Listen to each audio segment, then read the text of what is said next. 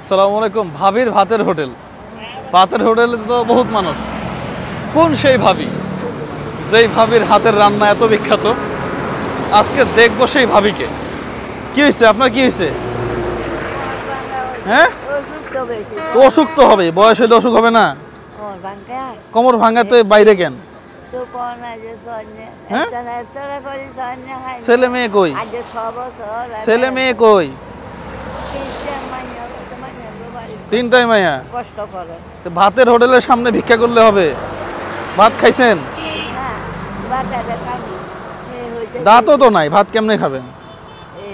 খাবেন খাবেন ভাত খাবেন? এখন বাতে হয়েছে তো ওষুধ করবো বা ওষুধ খাইলে খাবো। কিছু খাবেন, ভাত খাবেন না? ভাত তো বিয়েলে তোর না দুয়ে তিনটে বিয়েলে খাই খাই তুই খাই। আচ্ছা, আমরা ভাবের হোটেলে যাবো আর কি। আমি চ্যাংড়া মানুষ, চ্যাংড়া মানুষ। আমি তো চ্যাংড়া মানুষের ভিক্ষা দেই না। 2 দিন উপবাস? ভাতের হোটেলের সামনে উপবাস থাকলে হবে? খান, দেখি কি খাবেন, খান খান, এখানে বসে খান। আমি এই ওই যে এই যে আসছে, এই কত করে প্লেট এগুলা? হ্যাঁ, খান, আমি টাকা দিয়ে দিব আপনাকে। হ্যাঁ, তাহলে ইয়া করেন, ওই ভাত খান, আমি এখান থেকে টাকা দিয়ে দিবেন আর কি। আচ্ছা, ভাবিরে দেখবো কোন সেই ভাবি, হ্যাঁ, যেই ভাবি এত বিখ্যাত। দেখি ভাবি আছে কিনা। হ্যাঁ, কোন সেই ভাবি?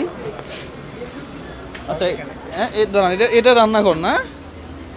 এটাই তো সেই ভাবির হোটেল নাকি? আপনি সেই ভাবি না? আচ্ছা, এই ভাবি এখনো আসে নাই। এই হচ্ছে সেই রান্না। হ্যাঁ, একেবারে তেলের মধ্যে। এটা কি গরু মনে হয় না? দেখি ভাবি কোন সেই ভাবি। হ্যাঁ, ভাবি কোনটা, কোন সেই ভাবি? হ্যাঁ, এগুলা মনে হয় মাংস নাকি? আচ্ছা, আমার মনে হইতেছে যে এই হচ্ছে রান্নার ঘর। এটা কি গরু? কোন সেই ভাবি? ও আচ্ছা, ইনি সেই ভাবি। হ্যাঁ, বিখ্যাত ভাবি। সালামু আলাইকুম, কেমন আছেন? আলহামদুলিল্লাহ, ভালো আছি। আচ্ছা, আপনার তো এই হোটেল সারা বাংলাদেশে মোটামুটি সবাই চিনে নাকি? হ্যাঁ, চিনে। আপনার হাতে কি এমন আছে, যে কি জাদু আছে? আমার কাছে কোনো কিছু নাই। হ্যাঁ, কিছুই নাই। তাহলে এত মানুষ কেন? এত মানুষ কেন? এটা আছে নসিব। আমরা অনেক কষ্ট দুঃখ করেছি, তা আল্লাহ তাআলা তার ফল দিয়েছে।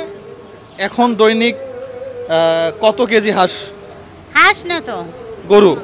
কত কেজি গরুর মাংস বিক্রি হয়? এখন তো কম, এখন 60 কেজি 80 কেজি। এর আগে ছিল 90 কেজি। এখন এই দুর্যোগের গণে এর থেকে একটু কম। একটু কম। তো 60-70 কেজি তো আর কম না? কম না তো, এটা আমাদের কাছে কম না তো কি? এটা যেখানে আমার 100 কেজির ওপরেও মাংস লেগেছে। আচ্ছা, এখন তো কম কম না এটা। এখন ওই যে রাস্তাঘাটে তো বন্যার জন্য ঝামেলা হচ্ছে। এখন বন্যার জন্য একটু ঝামেলা, মালপাতও আমি আনতে পারতেছি না, সব ঝামেলা। কত করে প্লেট বিক্রি করেন মাংস? 160 টাকা। 160 টাকা? এটা কিন্তু ঠিক আছে। আমি চট্টগ্রামে যদি 1 প্লেট গরুর মাংস খাই 250 টাকা নেয়।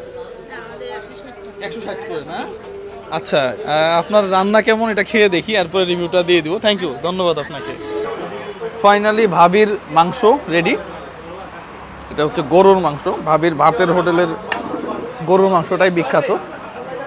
এখানে আস্ত একটা রসুন দিছে, আর সালাদও আছে। খেয়ে দেখি কেমন, কেন এত বিখ্যাত ভাবির এই মাংস।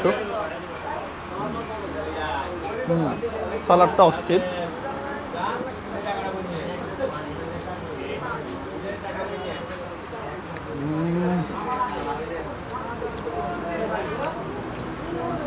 একটু স্বাদ আলাদা আছে,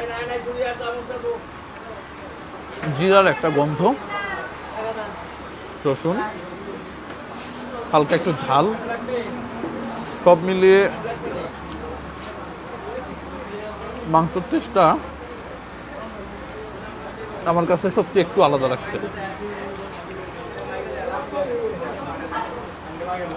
ভাবি এমনি বিখ্যাত,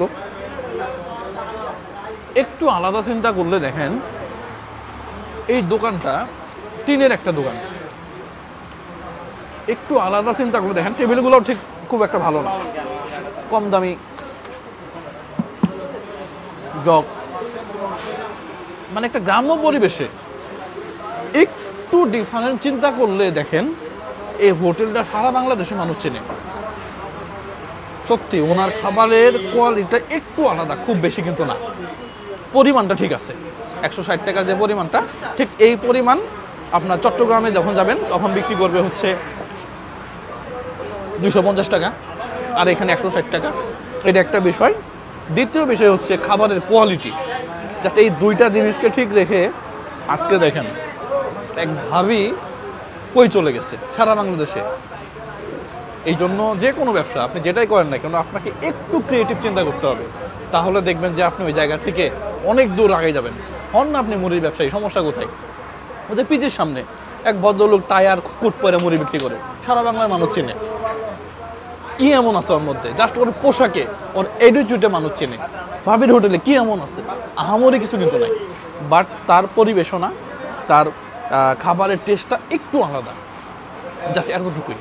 সফলতা এখানে নিজের ভিতরে ক্রিয়েটিভ চিন্তা আনতে হবে। যাই হোক, সবাই ভালো থাকবেন, সুস্থ থাকবেন। খাবারটা ভালো লাগছে। আসসালামু আলাইকুম ওয়া রাহমাতুল্লাহ।